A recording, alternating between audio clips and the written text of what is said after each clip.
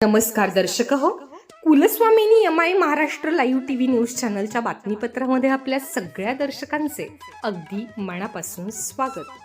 आपण पाहत आहात Kulswamini MI Maharashtra live TV news. जिल्हा परिषदेकरता इच्छुक असलेल्या उमेदवार अश्विनीताई पाचारणे, आमच्या सरपंच, उपसरपंच, आजीबाजी सरपंच, गावातील सर्व मान्यवर बंधू भगिनी आणि माझ्या सहकारी मित्रांनो, खरं म्हणजे मागच्या कालखंडामध्ये निवडणुकीच्या अगोदर अनेक कामं आपण त्याला मंजुरी दिली. दरम्यानच्या कालखंडामध्ये आचारसंहिता लागली, त्याचे टेंडर होऊ शकले नाही आणि निवडणुकीनंतर त्या सगळ्या कामाची टेंडर झाली आणि वर्क ऑर्डर होऊन कामाला सुरुवात व्हायला जो 8-9 महिन्याचा कालावधी गेला. आता ती सगळी कामं सुरू झाली, पण आज मी आमदार नाही, तरीसुद्धा जी कामं मी मंजूर केली त्याची भूमिपूजन करण्याकरता गावातल्या लोकांचा आग्रह असतो. खरं म्हणजे बऱ्याच कामाचं भूमिपूजन आता आहेत त्या आमदारांनी करून घेतलं आणि त्याला माझ्या कालखंडामध्ये त्याला मंजुरी आली. माझ्या कालखंडामध्ये काम सुरू होतं म्हणून मी त्याचं भूमिपूजन करतो. मला काहीच फरक पडत नाही. माझी विनंती एवढीच आहे की गेल्या वर्षभराच्या कालखंडामध्ये आपल्या गावामध्ये एक रुपया तरी त्यांच्याकडनं आलाय का एवढं एकदा विचारून घ्या. एक नया पैसा सुद्धा तालुक्यात आला नाही तर तुम्हाला येईल कुठं. काल भली मोठी जाहिरात दिली, त्या सगळ्या कामाचं मी पूजन केलं आणि त्याचं परत एकदा त्यांनी भूमिपूजन करण्याचा सपाटा लावलेला. लोकांच्या समोर जायचं, सांगायचं काय, कामच नाही. आता नुसत्या गप्पा करायच्या आणि मोठमोठाले आश्वासनं द्यायची किंवा आता पत्र दिली, हे काम मंजूर करा, ते काम मंजूर करा आणि त्याची भूमिपूजन ठेवली, असं चालत नाही व्यवहारामध्ये. जे काम मंजूर आहे त्याची वर्क ऑर्डर झाली त्याचंच भूमिपूजन करायचं असतं. इथं नुसती पत्र दिली सरकारला, पत्र द्यायला काय अक्कल लागत नाही, शेकड्यांनी पत्र देता येतात आणि आता त्याची भूमिपूजन आजच याला ते होते की नाही मंजूर, तर वर्षभरामध्ये तुम्हाला 1 रुपया मिळाला नाही, पुढे मिळण्याची कुठलीही शक्यता नाही. कारण जिल्ह्याचे पालकमंत्री अजित पवार, राज्याचे अर्थमंत्री अजित पवार मिळणार कुठं. आणि म्हणून आज ते लोकांना सांगतात की मी ती कामं अडवतोय, माझ्यामुळं माझी कामं होत नाही, असा कांगावा करण्याचे काम ते करतात. माझी विनंती आपल्या सर्वांनाच आहे की आज विरोधी पक्षामध्ये 50 सुद्धा लोक निवडून आले आणि सत्ताधारी पक्षामध्ये 233 आमदार निवडून आले. बाकीचे बरेच आमदार आता जॉईंट आहे त्या आमदारांना निधी देणं हे सरकारला अवघड जाते, तर बाहेरच्याला देणार कुठं अशी परिस्थिती आहे.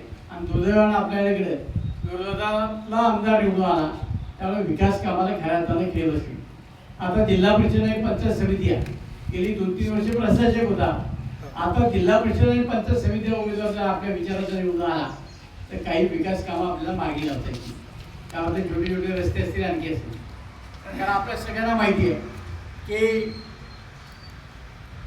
जिल्हा परिषद ही परत अजित पवारच्याच ताब्यात येणार आहे, त्याच्यात आता काय कुठल्या भविष्य करायची गरज नाही. आणि मग जिल्हा परिषद एकाच्या ताब्यात, आपला सदस्य एकाच्या ताब्यात असेल तर उपयोगाचं नाही. आणि म्हणून जिल्हा परिषदेमध्ये सुद्धा आपल्या भागाचा माणूस गेला तर आपली विकास कामं मागच्या कालखंडामध्ये या ठिकाणी निर्मलाताई पानसरे होत्या, आपल्याला सांगावं लागलं नाही, त्याला आपण अध्यक्ष केलं, इतकी विकासाची कामं आपल्या परिसरामध्ये गेली.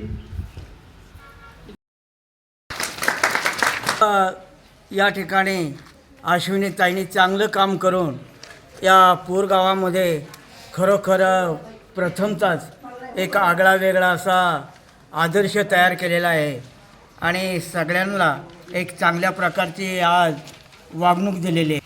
तरी पण या लक्ष्मी आईच्या मंदिरापुढे अश्विनीताईंनी एक चांगल्या प्रकारचं काम केलेलं आहे.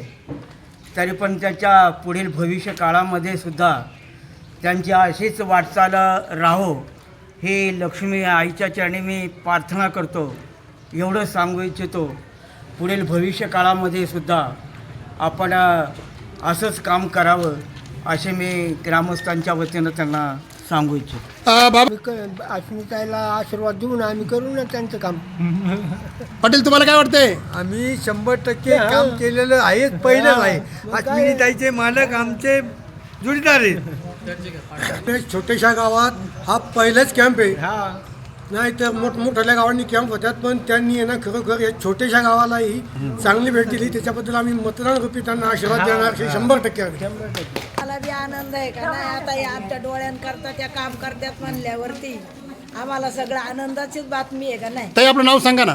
माझं नाव सुमन खंडूगावडे. सर्वात प्रथम सांगायचं झालं तर जे पूरगावाल्यांनी मला भरभरून प्रेम दिले आणि सगळ्यांनी एवढा सकाळपासून सहभाग दाखवला, मी मनापासून आपली आभारी आहे. आणि येणाऱ्या काळामध्ये हे माझं कुटुंब आहे. वापगाव रेटवडी गट हा माझा परिवार आहे आणि या माध्यमातून मी सर्वांची काळजी घेणार. आरोग्य असो, त्यांचे रस्ते असतील, लाईट असेल, या सगळ्यावरतीच माझी जबाबदारी मी समजते आणि काम करणार. या मतदान रूपी आशीर्वाद देणारच आहे. ज्येष्ठांनी तर सांगितलं आहे, तरुण पिढी बघा तुम्ही अनेकदा मी प्रत्येक गावामध्ये सहभागी होते. तरुण पिढीचा चालू घडामोडींचे अपडेट्स जाणून घेण्यासाठी आपल्या Kulswamini MI Maharashtra live TV news चॅनलला जरूर सबस्क्राईब करा, लाईक करा, शेअर करा व कमेंट देखील करा. बेल आयकॉनवर प्रेस करा व नोटिफिकेशन्स मिळवा. पाहत रहा फक्त Kulswamini MI Maharashtra live TV news.